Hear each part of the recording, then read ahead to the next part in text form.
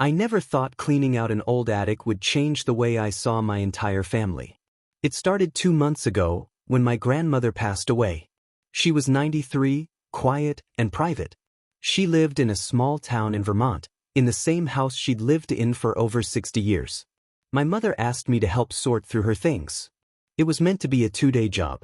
But in the attic, behind old trunks and piles of newspapers, I found a small, dust-covered box. It had no markings except a faded ribbon still tied in a bow. And it was locked. I stared at it for minutes. Something about it felt heavy. Not just in weight. In presence. At first, I left it. I kept sorting, packing books, photos, linens. But I couldn't stop thinking about the box. That night, I Googled how to pick simple locks. The next day, I returned with a small tool set.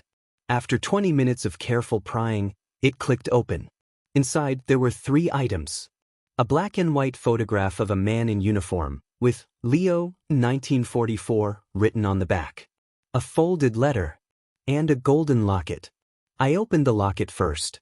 Inside were tiny pictures of my grandmother and the man from the photo. I unfolded the letter and began to read. It was from Leo. He called her, "My dearest Mary." They were engaged. He was going off to war.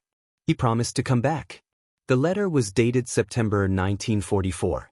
He never came home. I realized something as I finished the last line. My grandfather, the man I knew growing up, wasn't Leo. He met my grandmother in 1947. She never told anyone about Leo. Not my mother. Not her sisters. No one. It struck me like a wave. My grandmother had lived an entire life before the life we all thought we knew. A life with a love she lost, a heartbreak she never spoke about.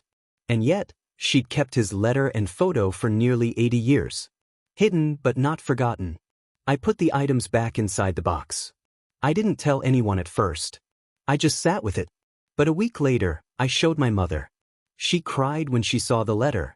Now, the photo and letter are framed in our hallway, next to a small plaque that says, "For the love that never returned, but never left."